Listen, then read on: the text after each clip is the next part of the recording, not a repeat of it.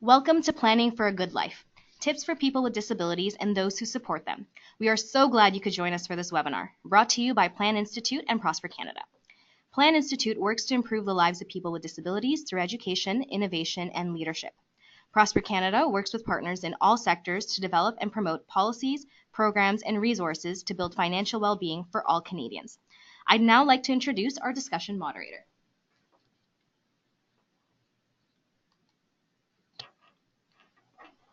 Stephanie Dubishop. Stephanie is our discussion moderator and is Plan Institute's director. She manages the team and the various initiatives of Plan Institute. Stephanie enjoys actively working with the many collaborations that are key to their success and has a passion for engaged citizenship and working together to build a community that reflects the diverse gifts, abilities, and needs of all of its members. As you listen to today's webinar, I encourage you to send your questions through the question box for our speakers to address. And for those of you on Twitter, please use the hashtag #FuturePlanning or tweet us directly at Plan Institute or ProsperCan. It's my pleasure to now start us off in a special conversation about future planning. Thank you for that wonderful introduction, Tricia, and we're very excited to have the opportunity to discuss future planning with you all today. We'd like to start by addressing what future planning is and why we feel it's important to discuss it. And not only discuss it, but for you to take action and begin your own journey of future planning.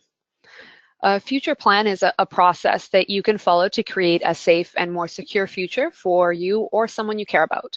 It includes your knowledge, your experiences, your dreams, your wishes, and your future, and combines all of these with the involvement of your friends, family, and knowledgeable professionals.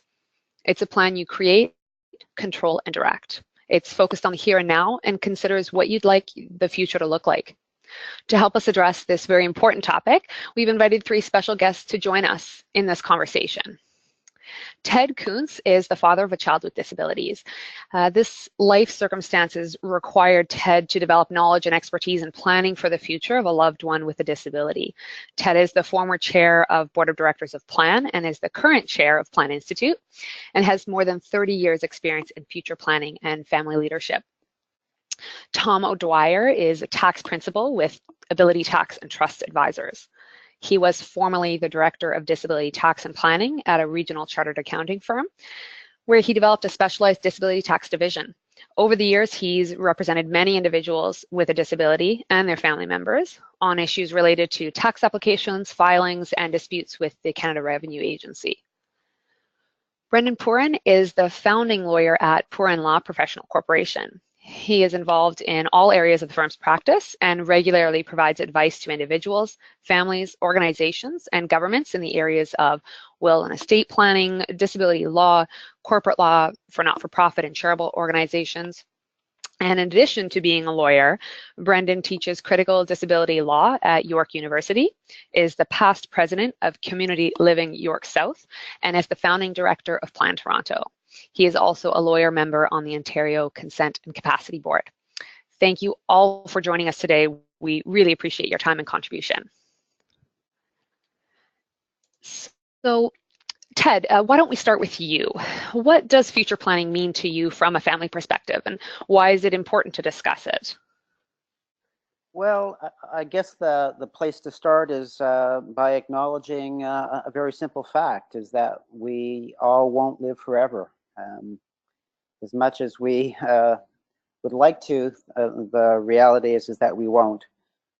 And one of the realizations I came to in planning for my son's future is that my responsibility to Josh doesn't end when I die, it ends when my son dies.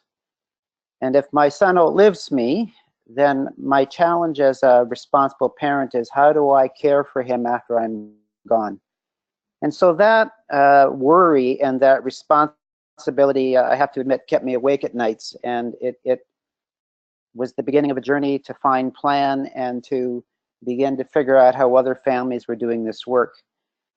What we're looking for is really to secure the future of our loved ones. They're vulnerable, they require our care, our support, our monitoring, and mom and dad do a whole lot of things that ensure that life is a good life while mom and dad are able to. But what we need to plan for is when mom and dad are no longer around or no longer able to provide that level of oversight. And so what we say to parents is it's important to do this work, this planning work, before it's too late, to do it proactively as opposed to reactively.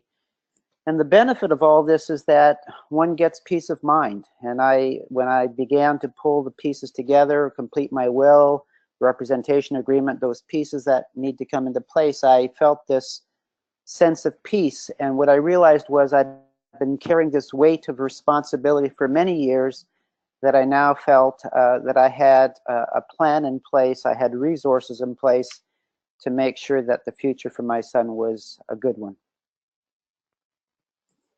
Thank you so much, Ted. And Brendon, you know, Ted touched on a few of the components around estate planning and representation. And could you maybe highlight what are some of the important things to keep in mind when creating a future plan from a legal perspective?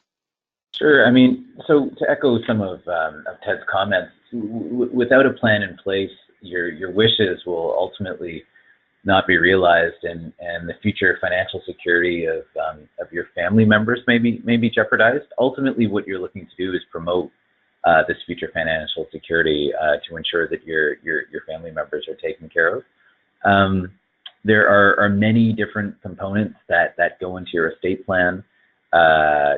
You know, to name a few, the will is typically your foundational document. You may include some trusts, some powers of attorney documents, representation agreements.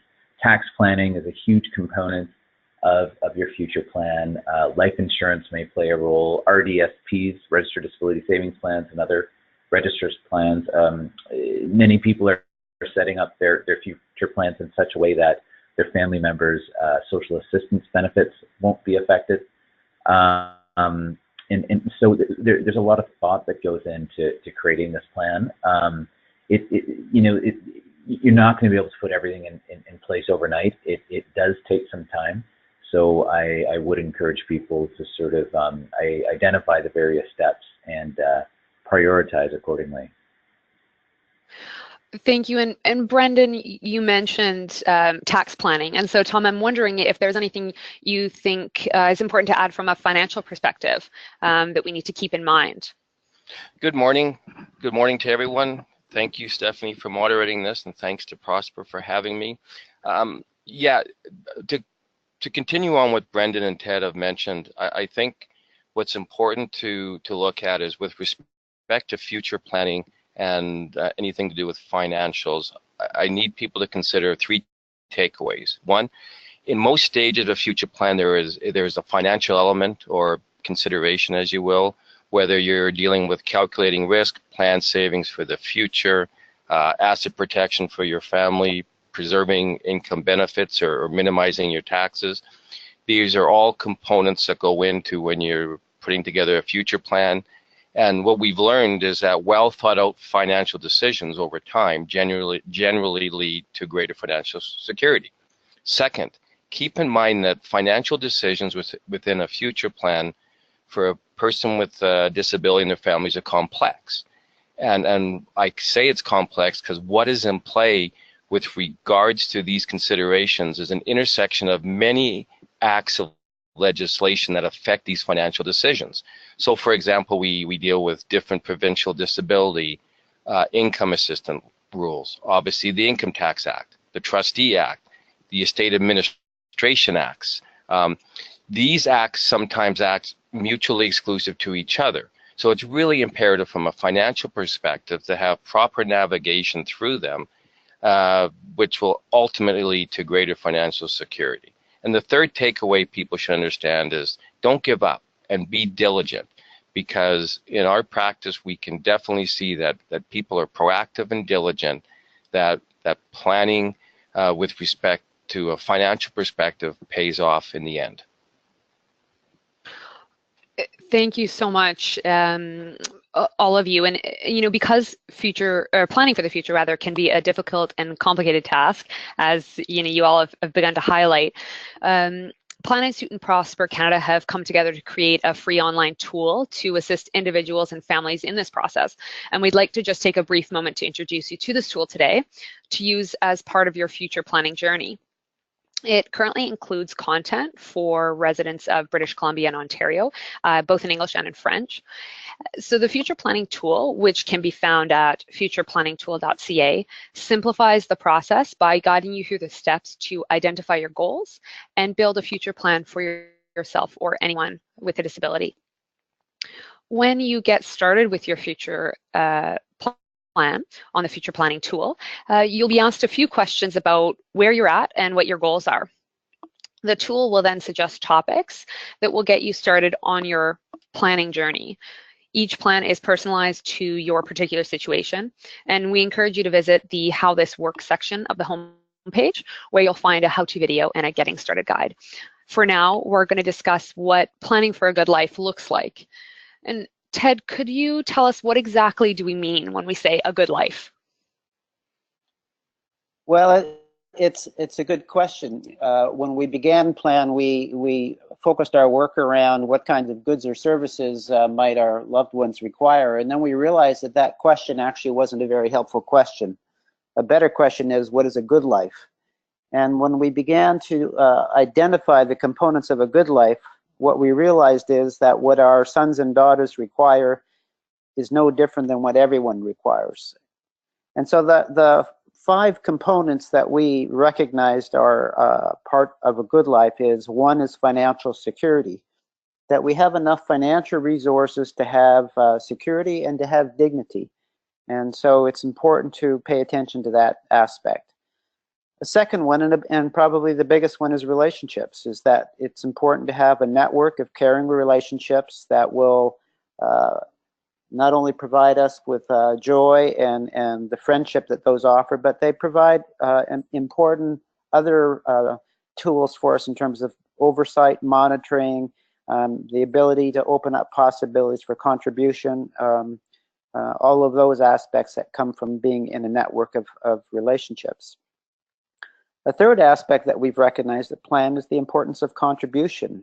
We believe everyone in society has gifts and abilities, and when we are given the opportunity to contribute our gifts, that we are valued and considered to be contributing members of society. And so we intentionally at Plan look for and facilitate opportunities where our loved ones can give their gifts. The fourth one is a place to call home, and this might be a home of your own, but it certainly is a place that when you reside in, it feels like your space. It represents who you are, it nourishes who you are. It's a home, so it's not just a house, but it's a home. And the final one is one we'll spend some time with today as well, is empowered decision making. It's important that we nurture and support and honor the fact that our loved ones have preferences and have the capacity for decision making, and we honor that to the maximum level that we can. So that's what we've come to recognize as the components of a good life. Thank you, Ted. And you know, the key areas that you just mentioned are what we refer to as the pillars of a good life. And so let's start by taking a look at that first pillar, the one that the future planning tool focuses quite a bit on, financial security. So being financially secure is a priority for every family, especially when thinking about the future. And Tom, from a professional in the financial sphere, can you speak about the importance of proper financial planning, and what are some ways people can get started in this area?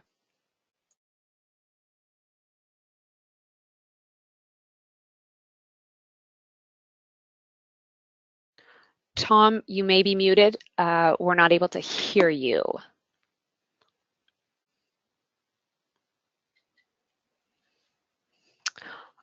Okay, so Brendon, perhaps we could start with you. Could you discuss the importance of proper estate planning for families? You mentioned it a little bit before, but could you perhaps talk about some of the typical components of an estate plan? Sure. So why don't I start off with just kind of discussing what estate planning is, just for those for people who may not quite understand the concept. I mean, ultimately, estate planning involves structuring your affairs in such a way that you are preserving your wealth while you're still alive in order to facilitate an orderly transfer of your assets to your beneficiaries when you when you pass away. Typically, when we talk about components of estate planning, the first one, or primary one, really deals with kind of the structure of your estate plan. And when I talk about structure, I'm talking about the various tools that you are going to integrate into the plan. As I mentioned a few minutes ago, your will is usually, your last will and testament is in most cases going to be the foundational document that drives your estate plan. It's going to allow you to appoint estate trustees to take care of your affairs. It's going to allow you to appoint beneficiaries who will ultimately inherit from your estate. It allows you to optimize the value of your estate by reducing unnecessary taxes payable or minimizing estate administration taxes. For the purpose of the webinar here today, it allows you to plan effectively for a family member who may have a disability and is in receipt of social assistance or other types of government benefits. And that's usually done by incorporating some form of a trust or trust into the will. Other tools include power of attorney documents. So here in Ontario, we've got a continuing power of attorney for property that allows you to appoint individuals to manage your financial affairs if you are no longer able to do so. You can also appoint individuals through a power of attorney for personal care, personal care matters, including healthcare, nutrition, safety, shelter, and clothing. There are similar documents in British Columbia as well, in addition to representation agreements. You're also going to consider other financial vehicles such as life insurance, registered disability savings plans, RRSPs, RESPs, tax-free savings accounts, and as I mentioned before, incorporating proper tax planning into the estate plan is essential, because there are various methods and tools that you can employ through a tax planning process that would allow you to roll monies over to your family member with a disability without having to pay taxes, or at least deferring them for a significant period of time. Great, thank you. And picking up on the tax planning components, we'll loop back to you, Tom. And so can you maybe speak a little bit about the importance of the proper financial planning and those tax components that Brendon touched on, and what are some of the ways in which people can get started in this area? Sure. I think what financial planning does, and I think this is critical for everyone, is that it forces people to set goals, whether they're short-term or long-term. It makes people look at what are we trying to accomplish. And I think before starting any kind of plan, you've got to kind of look and decide, what are we trying to accomplish here? And I think, you know, when we decide to set goals, it reduces uncertainty going forward, and it can provide a blueprint for you, which, you know, ultimately leads to greater financial security. So how do we get there? Well, from my perspective, education is a huge point of having people to be able to make informed decisions. So, you know, financial literacy is not high across the spectrum in Canada, and I think what's important is that people can arm themselves with as much information as they can. The financial planning tool is an excellent resource, in my opinion, to be able to give people a basic understanding and knowledge level to at least ask questions that are relevant, so they have a starting point. Because ultimately, with these future plans, I think it's important to align yourself with professionals. So there's accountants, there's lawyers, there's financial advisors that all play a role in this. And one of the things that we've done, which I think is really neat, is we've affiliated with Brendon, Pooran's law firm. So when clients come to us, we're able to provide not only legal, but we also provide tax, and as Brendon mentioned, tax planning. We also have relationships with financial planners. And I mention this only in the aspect that what we have found in the past is that if your lawyer, accountant, or financial advisor aren't speaking to each other, oftentimes things go missing in these plans. So I think it's really important not only to align yourselves with professionals, but to make sure that these professionals speak to each other. I think the other important thing about financial planning too is stay active and informed. As I mentioned earlier, this future planning is an intersection of many different acts, and the government's always changing different rules and provisions around these acts. So, for example, in 2016, as Brendon was talking about trust, well, the Income Tax Act changed the tax requirements of certain trusts. And so they've, for example, have created a new provision for the qualified disability trust. We got to make sure that in order to take advantage of the benefits of having a qualified disability trust, that your will allows for that. So it's one thing to get a plan going, but it's really critical, in my opinion, is to stay active and informed. And the last thing is to be adaptable. You know, changes can happen, and particularly when we're dealing with individuals with disability, you know, there can be life-altering events that need to be dealt with at a specific time. And so you've got to be kind of nimble to be able to address these. But look at this positively, that there are options out there. And as long as you stay proactive, in the end, we can all provide a better financial security for these individuals. Thank you so much, Tom. And Ted, I'm wondering if you could finish this topic up with speaking a little bit about why financial security is important to you from a family perspective. Well, you know, financial security is critical to quality of life and to dignity.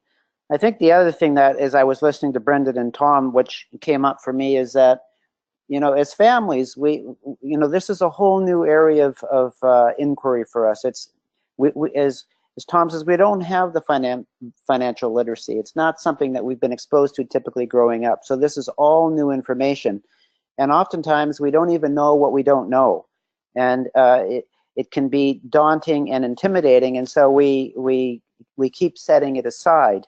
But we need to plan for the future. We need to have, as Brendon said, an orderly transfer of our assets. We need to make sure that that's done in a way that actually benefits our loved ones with disabilities to the maximum available.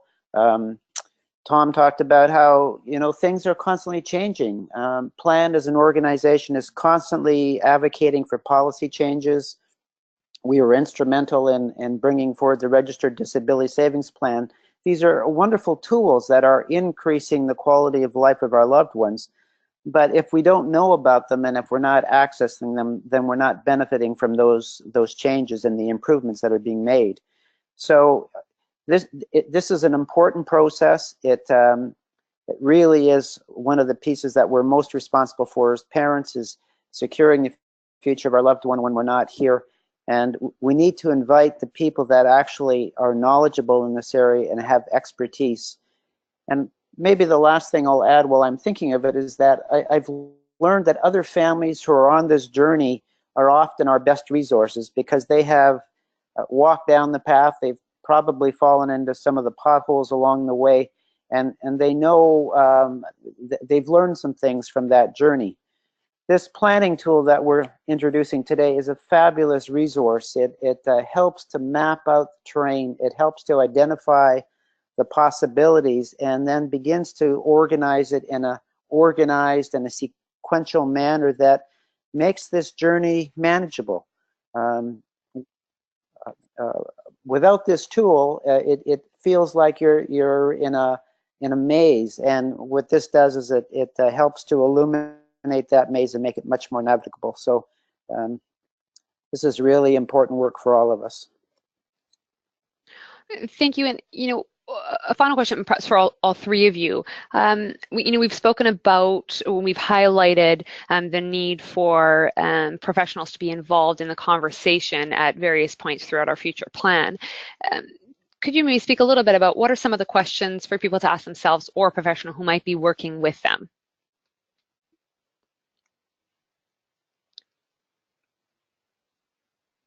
Brendon, do you have any thoughts or tips to get us started?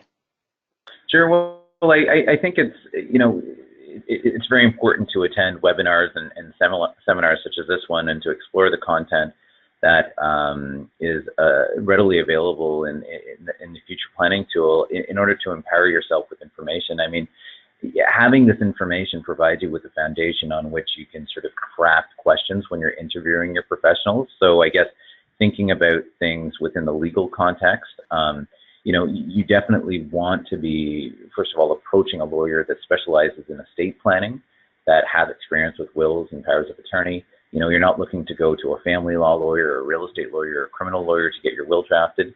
But even with estate planning lawyers, you want to ensure that they do have some specialized knowledge when it comes to disability-related planning, which would include knowledge related to social assistance benefits, legal decision-making, any kind of housing considerations, registered disability savings plans, a number of the tax-related rollovers that Tom referred to as well.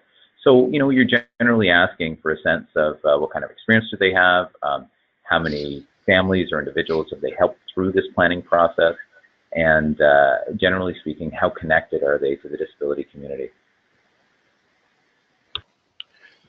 Great, thank you. Tom or Ted, is there anything you'd like to add to that? I think I would like to, I think Brendon did a really good job of explaining that. And just from a professional standpoint, from a broader perspective, I'm better at what I do now because we have lots of clients with a disability and family members. And I've learned to listen to what they've had to say. And from that, you get a sense of some of the challenges that they go through in life. And it's just not, when we deal with tax and financial considerations, but I think it's important to actually understand where these people are in their lives. And so that's a real important thing. If you're going to a professional to talk with them, I think one of the first questions is, have you dealt with people with disabilities? Do you have lots of clients with this? Because I think from dealing with this number of clients, you get a sense of who they are, and it makes you much better to be able to help them.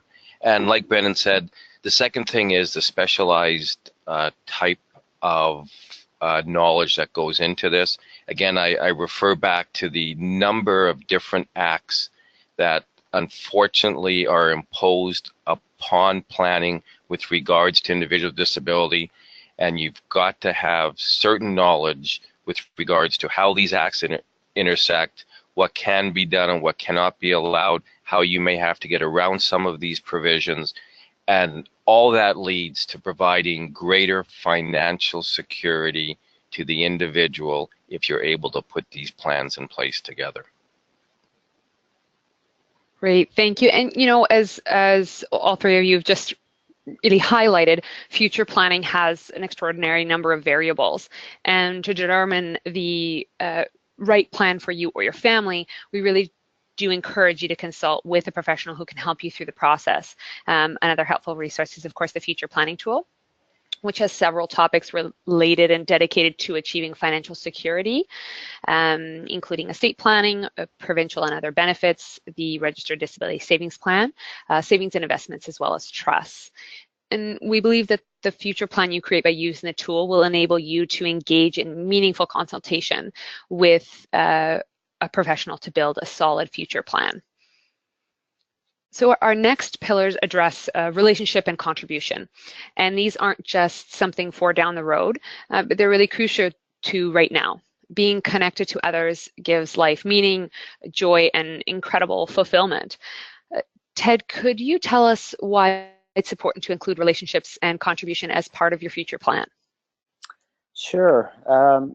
I think one of the pieces of research that made the most impact on me happened a few years ago when it asked the question, what keeps people with disabilities safe?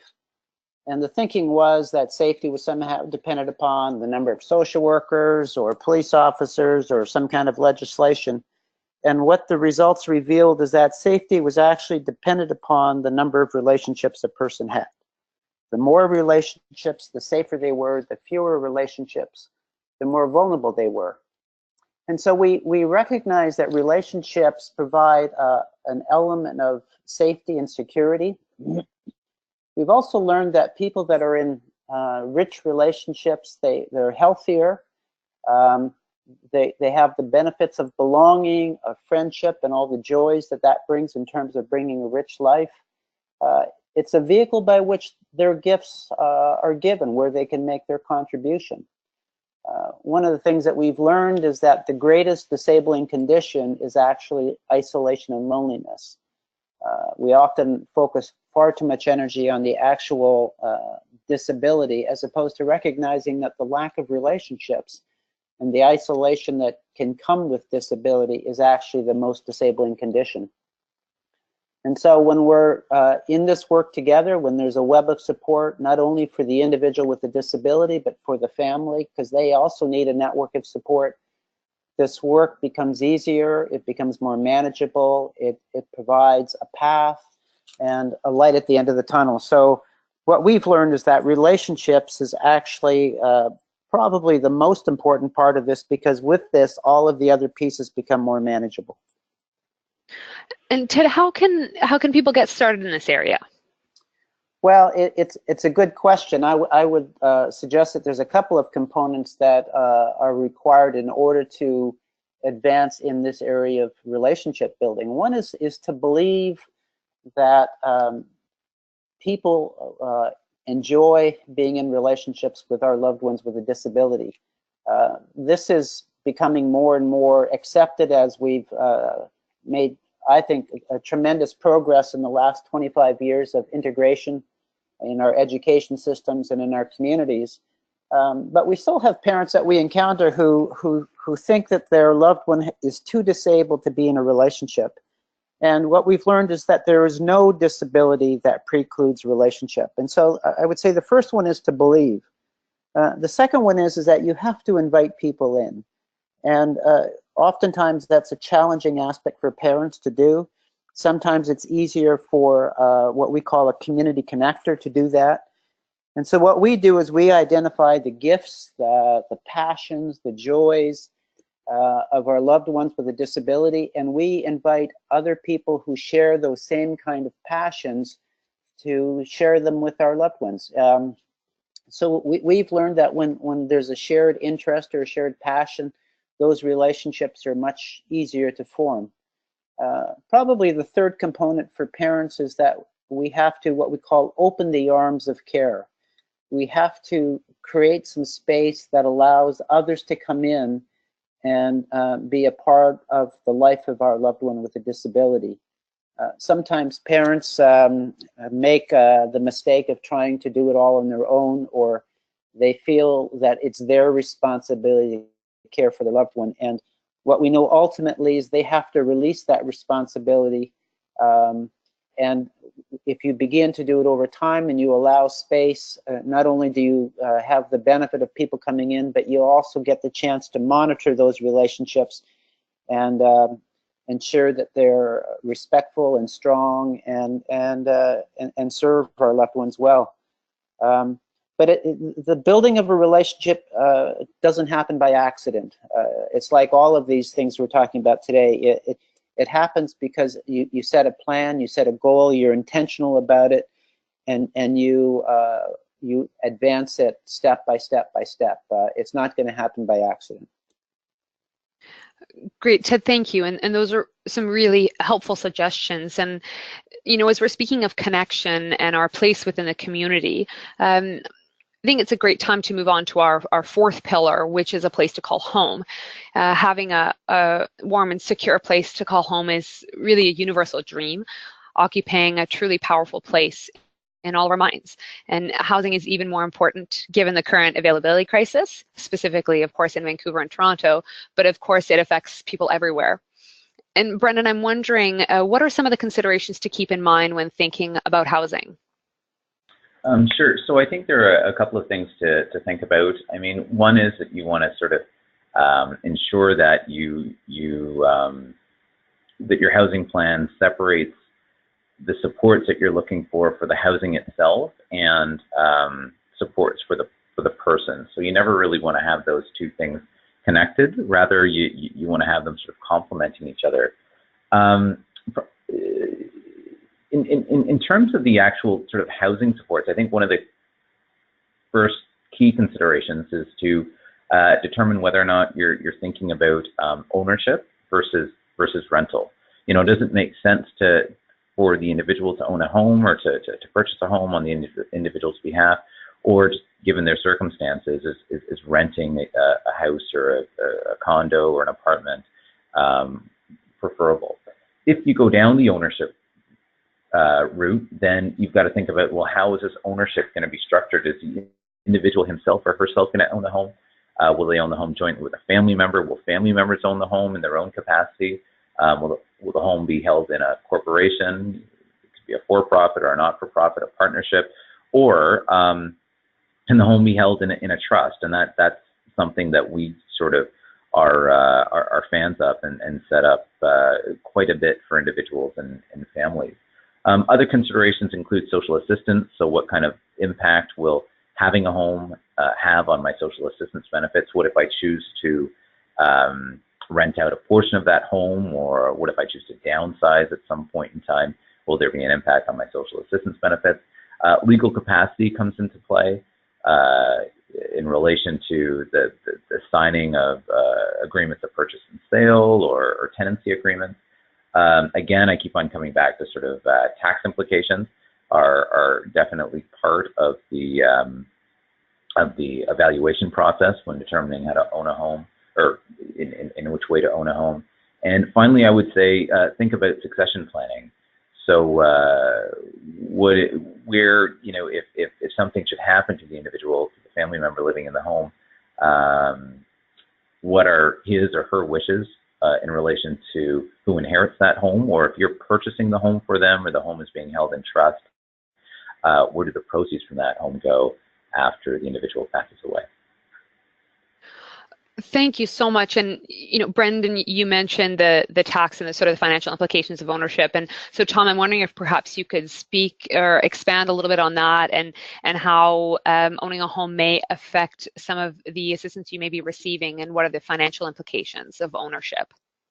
I think Brendon did a really good job of addressing the issues with regards to home ownership. There are different options, as Brendon mentioned, to have home ownership, and obviously each one of those options has a different type of tax consequence. Bear in mind as well, oftentimes, that with a tax consequence, there are compliance costs that are involved. So, for example, holding property in a trust means that there's another tax return to be filed with regards to that. We often find sometimes that individuals with disability have renters that, or rent one room in a home. That in itself may or may not cause a tax consequence, and as an extension to that, there might be the possibility that the amount of rental income could have an effect on their provincial disability benefits. Sometimes we see there's shared agreements between parents and children with disability. The point being is that it all requires proper planning from the beginning. The key, in my opinion, to proper and beneficial tax planning is to set it up before you decide to do something. So understand the tax consequences before you decide to set something up, because usually when people do something and then they haven't thought the tax implications out, the chance of a reassessment or an audit by CRA is greater, and you don't have flexibility in order to overcome those challenges. Thank you so much, Tom. And you know, the future planning tool can help in this area as well. In light of the challenges mentioned with you know, BC and Ontario in specific, the real estate markets, alternatives to home ownership are also explored within the future planning tool. So please do take a look if you have questions or need more information on this topic. So our last pillar to a good life refers to honoring the choices of people through empowered decision making.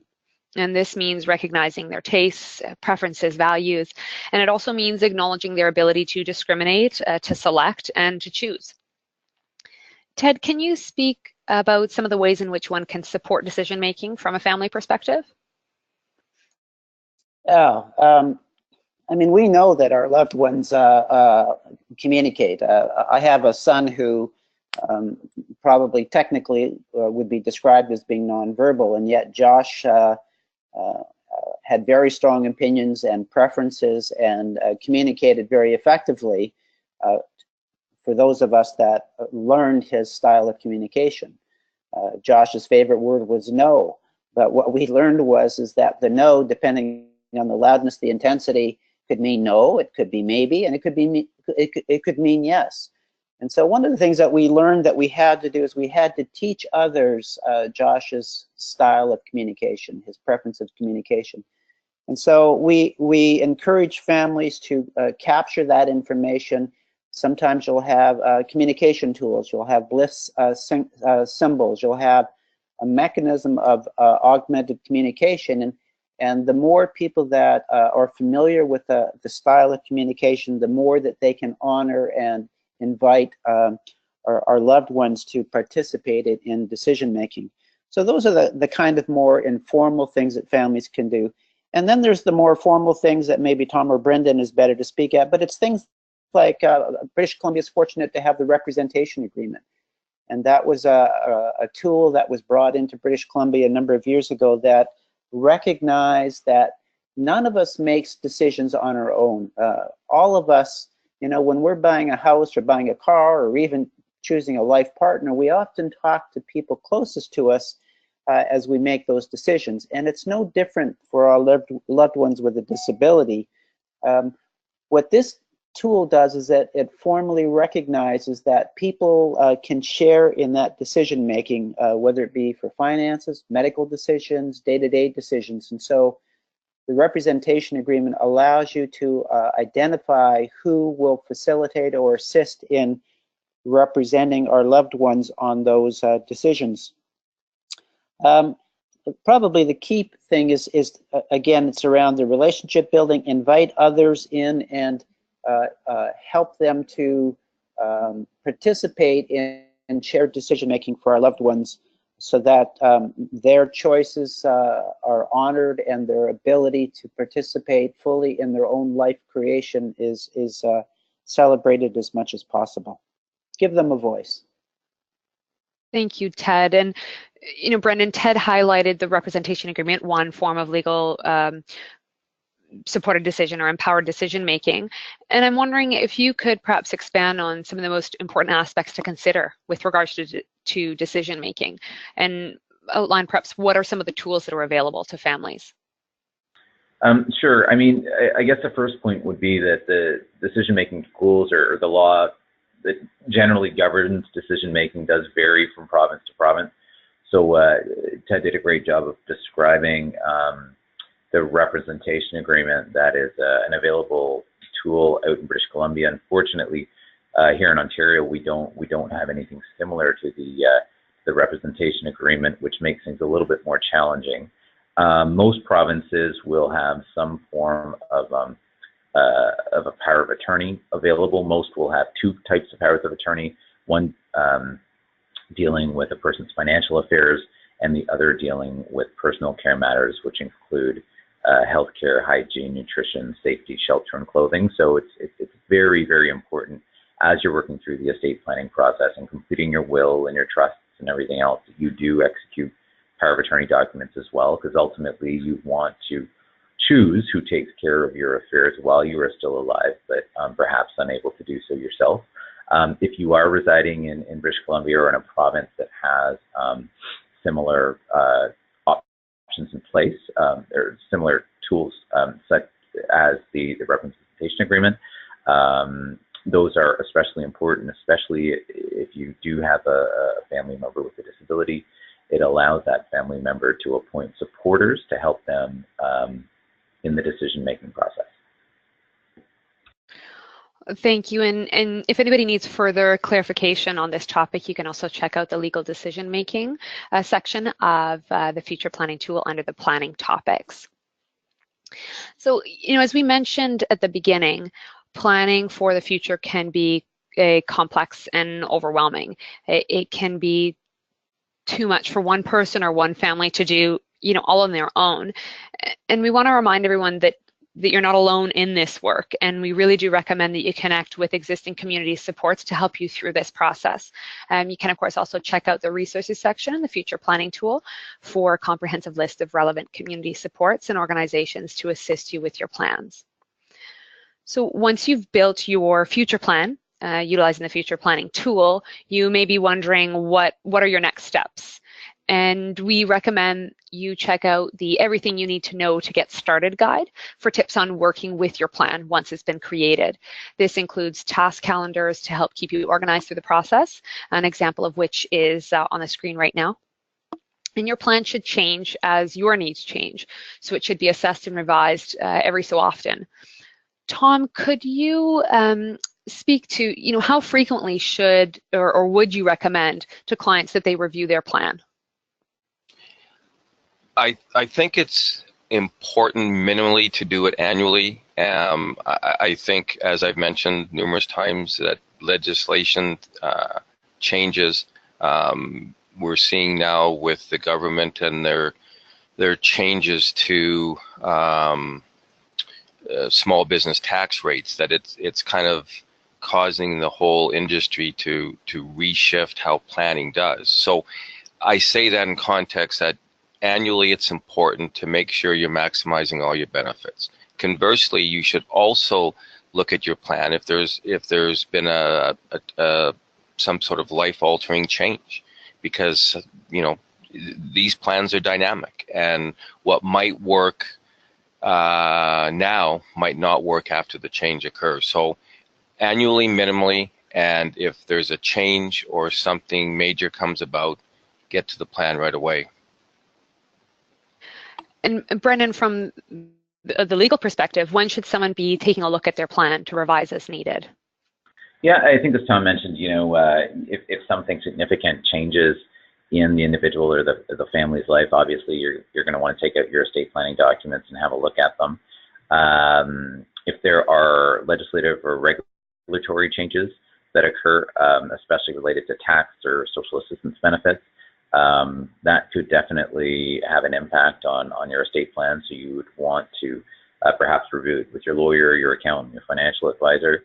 Otherwise, I would say it would be healthy to sort of get into a habit of reviewing your documents every 3 years. It doesn't necessarily mean that you've got to go seek input from professionals, but have a look at them, read through them, make sure that everything is still reflective of your wishes. And Ted, could you speak a little bit about how reviewing and reassessing your plans can contribute to providing peace of mind to a family?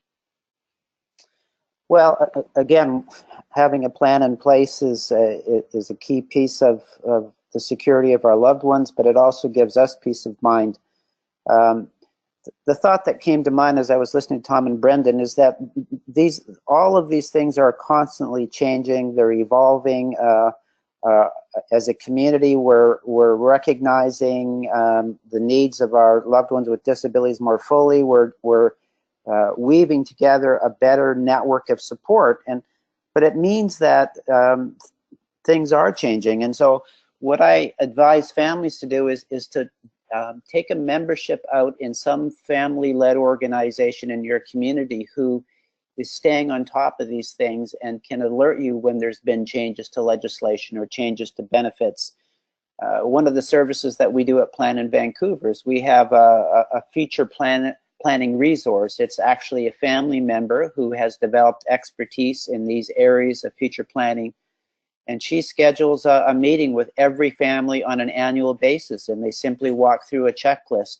How long has it been since you've done your will? Has there been any significant changes? Where are you at in terms of disability benefits? What's your goal for housing? And what it does is it just keeps this conversation on the table, and knowing that your being current with it, knowing that you're being responsible with it, and have a way to do that gives peace of mind. And to me, that's what this is about. It's about securing the future for a loved one and giving the parents peace of mind that they're doing what needs to be done. And I just have one last question for each of you before we close off this portion of the webinar and move on to the question and answer period. What would you say to people who are struggling to get started with their future plan? Tom, maybe you could start us off. There is help. Be proactive. I would like to encourage people to look at this tool as a starting point. I would like to also add, as you've heard Ted and Brendon and I talk, we come from 3 different sectors, but from my opinion, a proper future plan only works when everybody's included. So just from my experience, the ability to work with Brendon from a legal perspective, the ability to work with the people from Plan with regards to issues like relationship, networks, housing, and to work with Prosper with regards to issues around financial literacy. Future planning just isn't one component. And I think it's really important, even from a professional standpoint, that we're fortunate to be able to include organizations like Plan and Prosper in how we work with clients. Because what I've recognized is what might be important to one client might not be as important to another client. And as these plans are dynamic and there's never any kind of one plan fits all, it's important to A, recognize what's important to the client, but B, to be able to let them refer them to someone that has that kind of expertise that can deal with what's important at that moment in time. Thank you, Tom. Brendon or Ted, what would your key piece of advice be? Yeah, this is Brendon. I echo Tom's comments about ensuring that your professionals are sort of connected or speaking to each other or all involved in the planning process. I think Ted focused a lot on relationships, which I think is very important.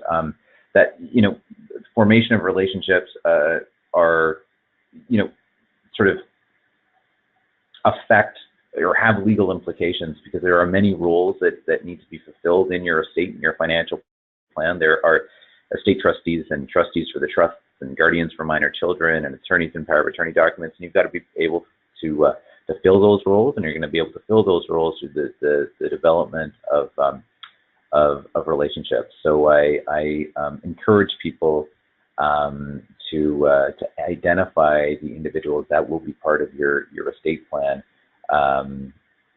before you embark on the process. And I'll just jump in, Steph. To me, I would say the key message here is you can't do this on your own. A family can't figure out the plan all by themselves. They really need to utilize the expertise that professionals have developed.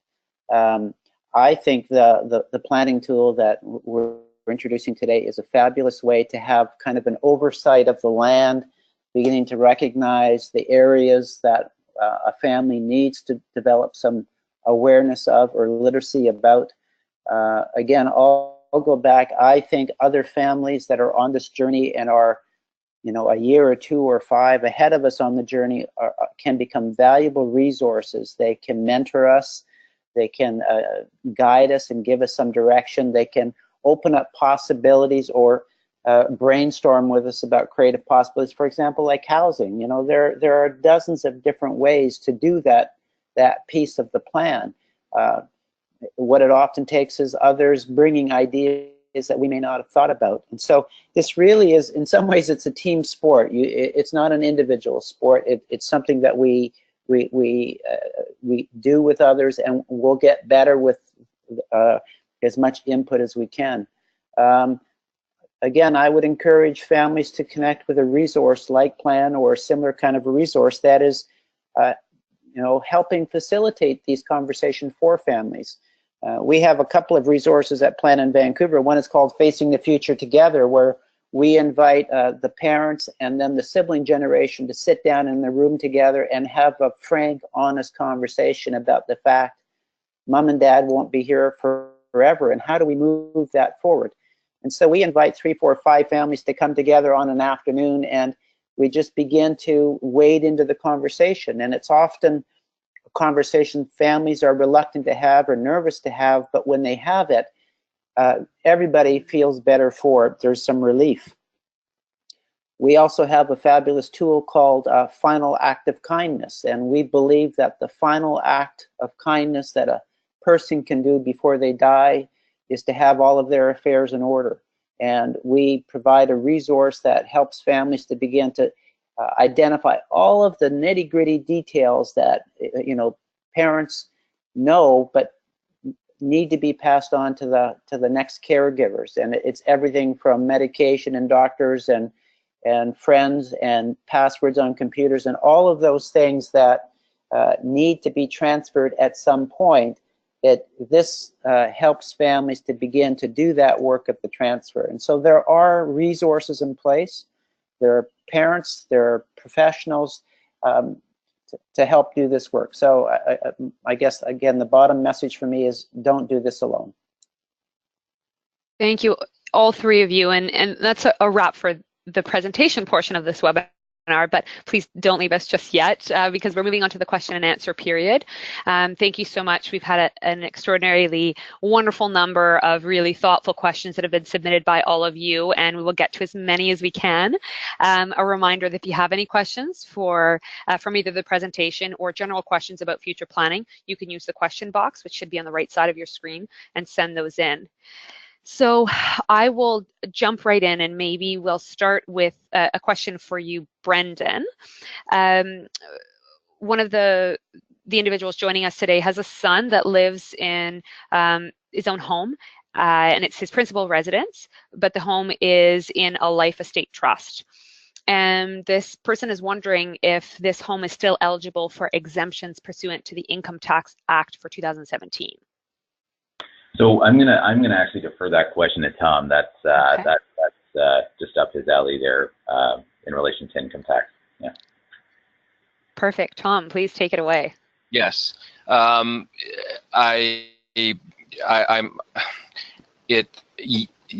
will say, not knowing the full situation, but generally there is an option that a beneficiary of a trust can claim principal residence exemption. However, there are certain rules that need to be followed, but generally, yes.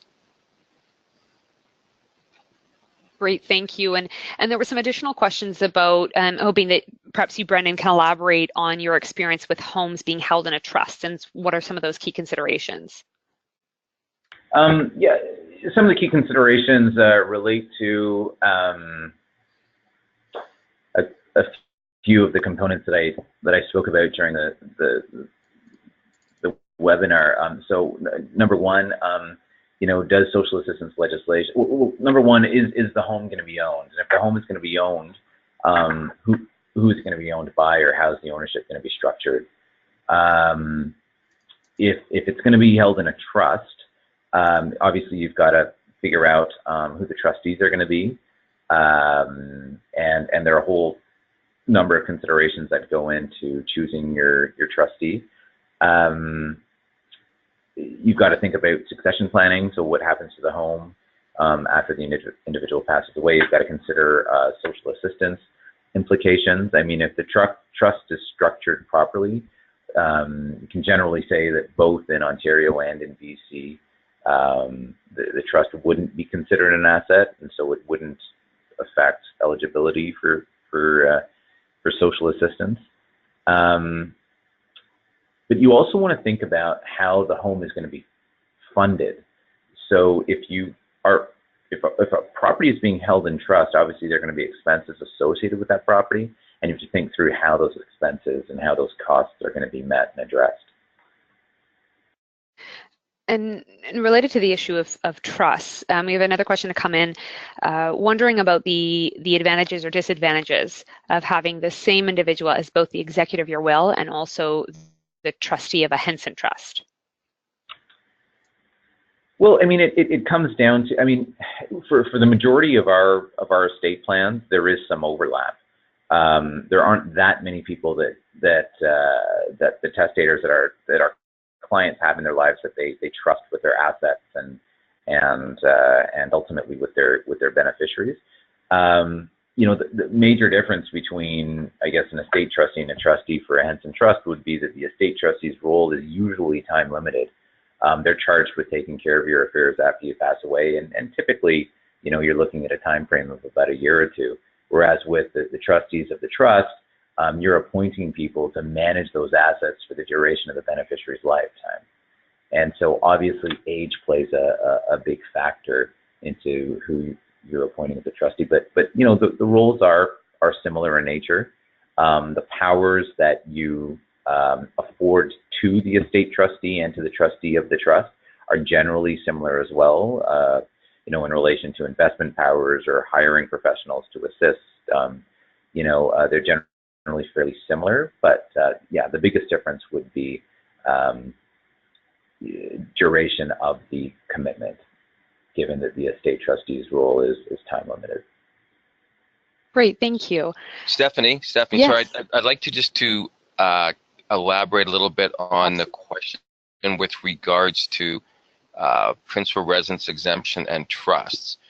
Just not to confuse people, there was legislation change in 2016 that curtailed the use of principal residence exemptions of beneficiaries of certain trusts. So because we predominantly deal with beneficiaries with disability, if the trust going forward is a qualified disability trust, then you can claim the principal residence exemption.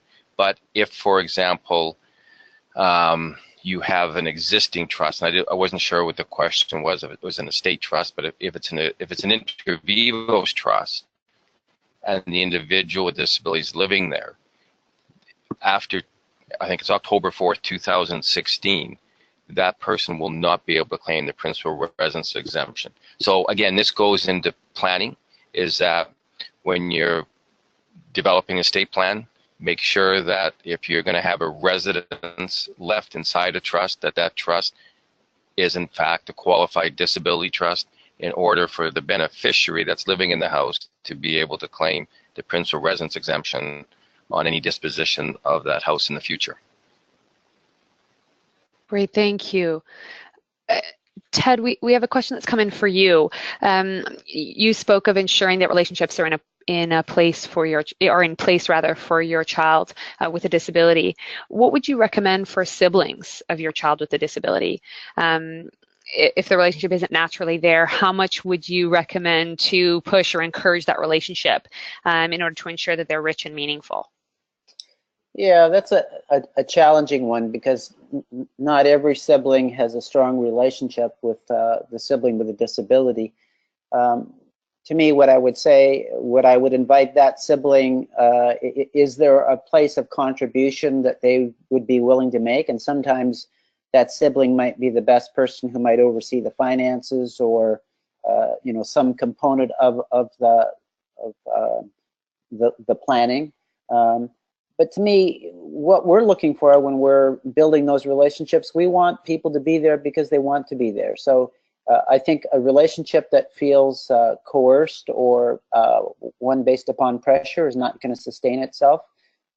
What we're looking for is people, and you know, it may not be the siblings. It might be other people that really enjoy and celebrate and are nourished by those relationships with our loved ones with a disability, and those are the ones that we try to facilitate, because they tend to be sustaining, and that's what we need, is a plan that's going to sustain itself. Thank you. And Tom, we have one regarding the RDSP. I suppose either yourself or Brendon are certainly well placed to address this. So there's a participant who has an RESP that's currently open for their daughter that a family member set up when she was very young. She's now 13, and they've also opened an RDSP for her. And they're wondering whether it's advantageous to keep the RESP or transfer it into an RDSP.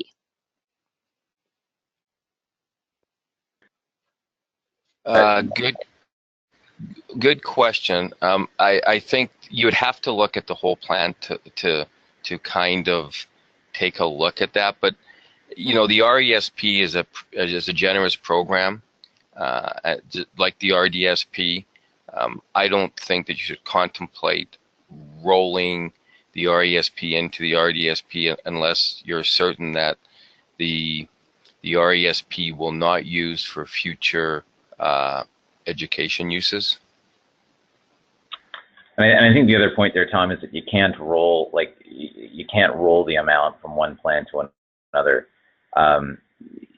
You know, if you meet certain requirements, then the accumulated income payment, like the growth in the RESP, can be rolled over to the RDSP, but you can't roll over government contributions, and personal contributions would be returned to the subscriber, to the contributor, upon the RESP being closed.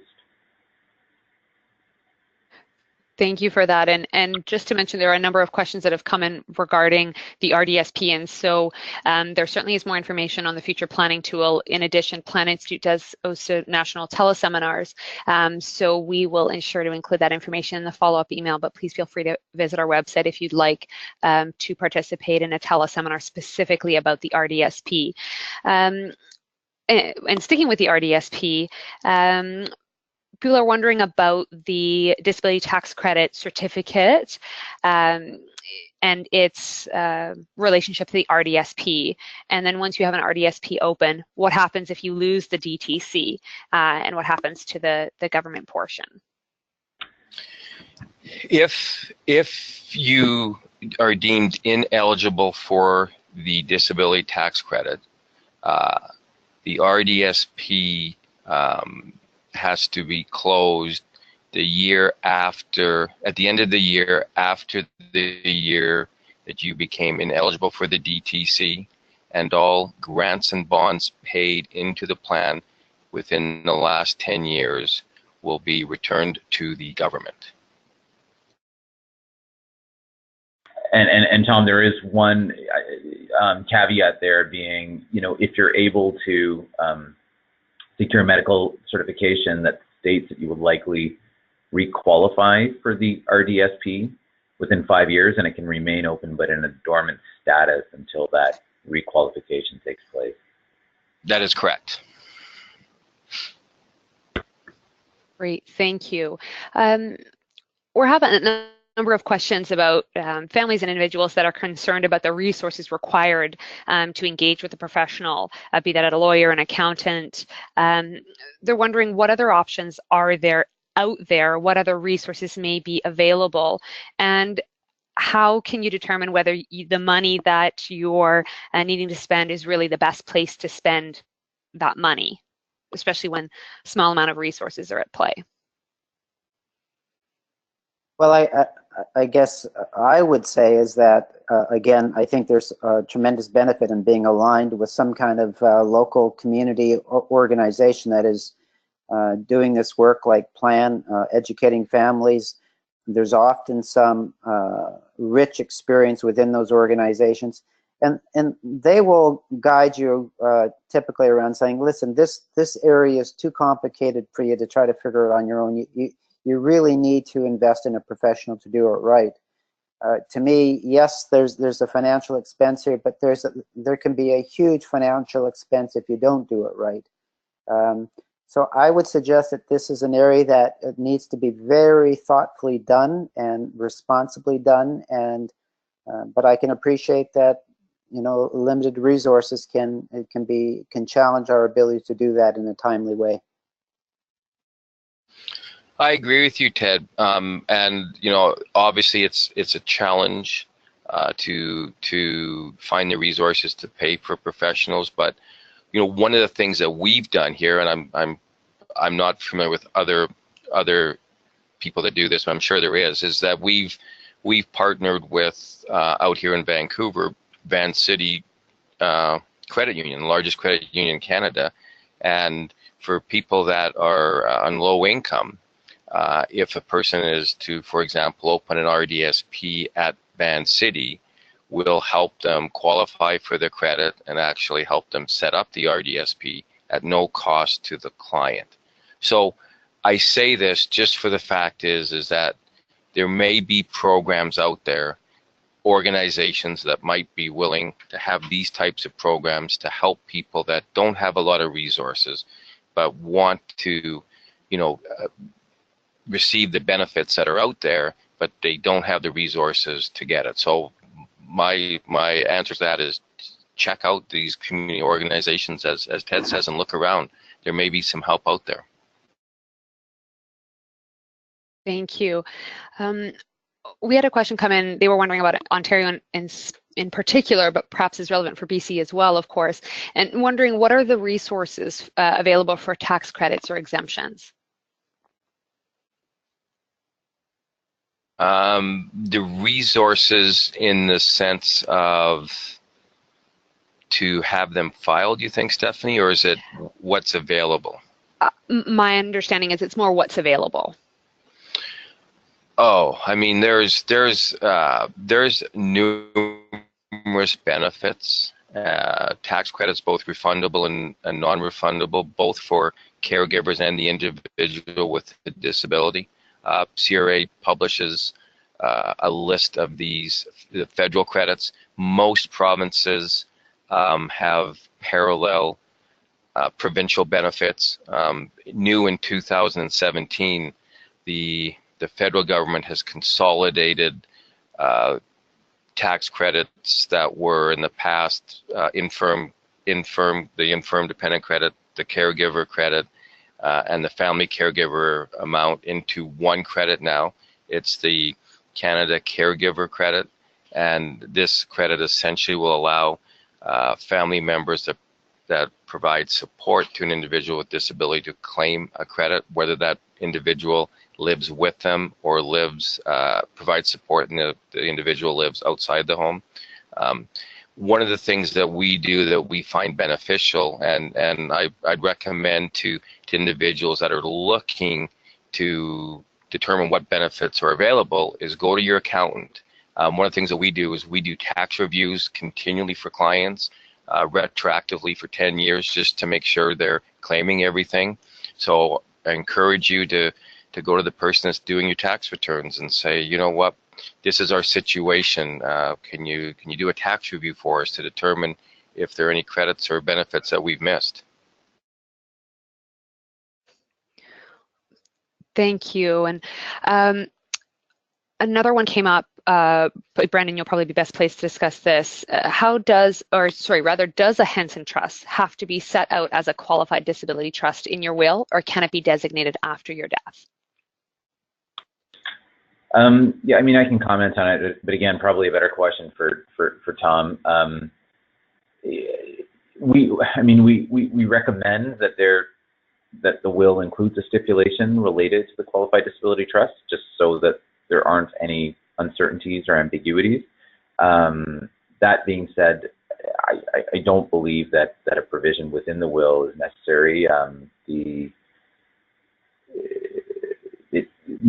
trustee may be able to elect the trust as a qualified disability trust without a specific provision in the will, as long as the other requirements are met, namely that at least one beneficiary of the trust have the disability tax credit in place. Tom, did you have anything to add on that?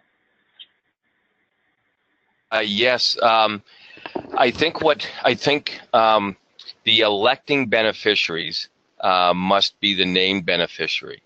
So what that really means is that the beneficiary that's going to make the election, so that's the one that qualifies the disability tax credit, in order to make the trust a qualified disability trust, that individual must be named as a beneficiary in the instrument under which the trust was created.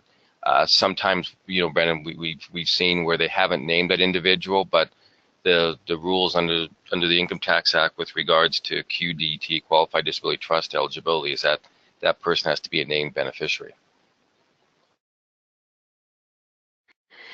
And someone here indicates they have been to see a lawyer, but their legal professional seems to really be discouraging their the daughter who is not affected by disability from being the trustee of the Qualified Disability Trust, because he says that he sees a real conflict of interests. I'm wondering if you guys could speak to your thoughts and perspective on that. Well, I mean, there's an inherent conflict of interest if the same person is going to act as trustee and residual beneficiary of the trust, meaning, you know, is the person who's controlling the trust funds also going to benefit from the trust when the primary beneficiary passes away? If that's the case, there is an inherent conflict. However, you know, for many families, the person or the persons that they trust most with respect to the future care and support of their family member with a disability are their other children or the beneficiary siblings. And so it really is up to the testator, to the person making the will, to determine whether or not they think there is a potential risk of any, you know, any potential any offside behavior with respect to the administration of the trust. There is an inherent conflict, but you know, there may also be ways of mitigating that conflict. And so what we generally recommend is that you appoint at least one person or one entity. It could be a corporate trustee who doesn't have an interest of an interest in the trust, just as an extra set of eyes. It sort of provides an inherent check and balance. Great, thank you. And another question with regards to trusts is wondering about, can a Canadian living overseas be the trustee for a Henson Trust or any other type of trust for that matter? It can, but we heavily discourage that because there could be tax implications both on the Canadian side of things with respect to the residency of the trust, and there could be implications as well for the trustee living overseas in their own country. So ideally, you wouldn't have a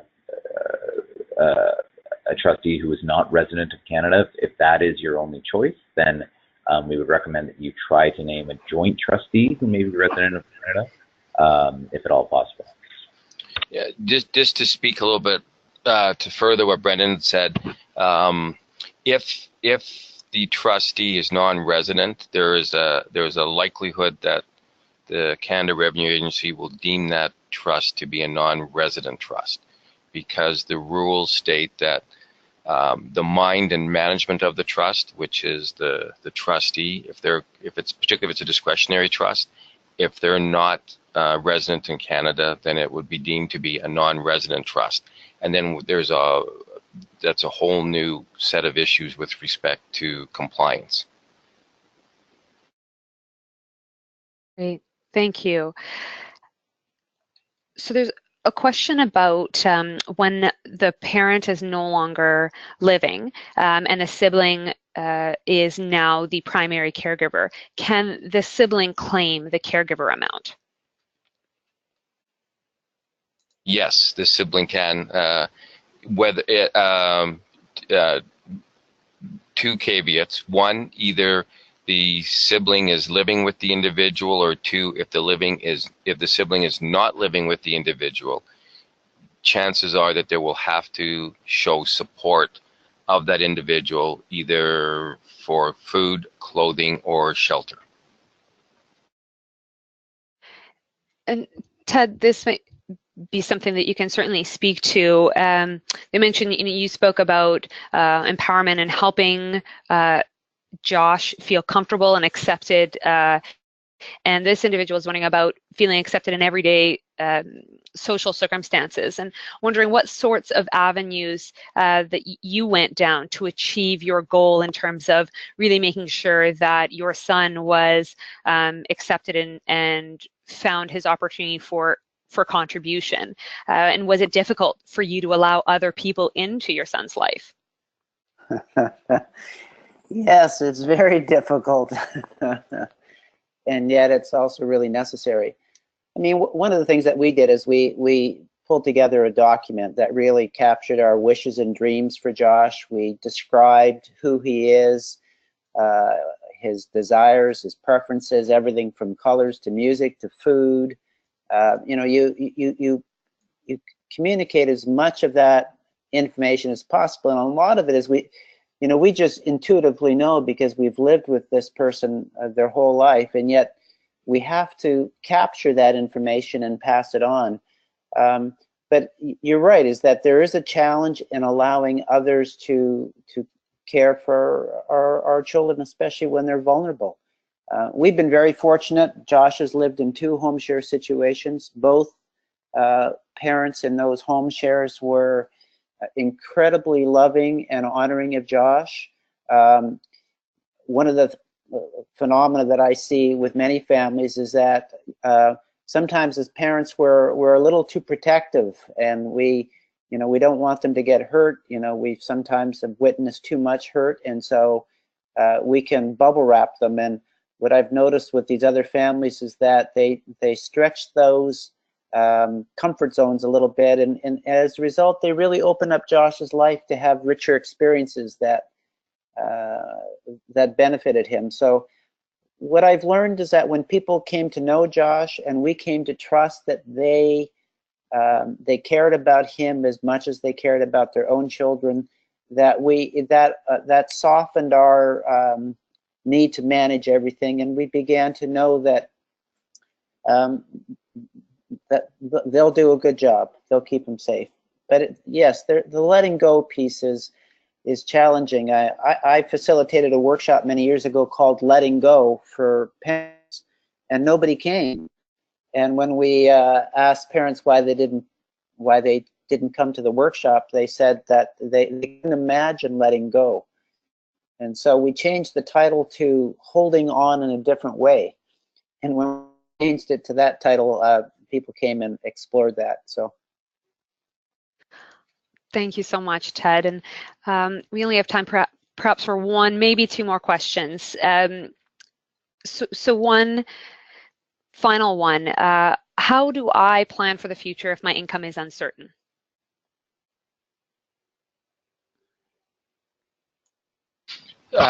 Good question. And that's where we deal with the issue of income volatility. And by definition, that means where people have sporadic income, highs and lows. It deals oftentimes with people that are lower income. It deals with people that are self-employed. And so the consideration here always is, is there stable employment? Have you accessed all the benefits, and obviously issues around having access to liquidity? The only guidance I can give you here is that, the government does have programs for social benefits that need to look at. I think some of the financial providers, like Vancity and us, offering the RDSP, provide some sort of stability moving forward. I think that there are also certain programs out there that are offered by financial institutions that deal with loan programs. So I think the takeaway from this is that income volatility is a real concern, and particularly with people with lower income. I think it's imperative to find ways to either, access government benefits. I know one of the programs going on right now, and one of the think tanks with regards to the Senate, is do some of the government taxable benefits that are typically non-refundable become refundable. I know in Ontario they're now looking at a program to increase the amount of provincial disability assistance. So that doesn't give comfort for people that have income volatility, but I think you've got to look at these starting points where to move from a situation where it's volatile to where it's a little bit more stable, so you can have a little bit more certainty with regards to planning going forward. Thank you. And sadly, I think we're all out of time today. Thank you so much to each and every one of you for joining us. It was an absolute pleasure to facilitate this discussion, and I really do hope you found it informative. I'll now pass it back to Tricia.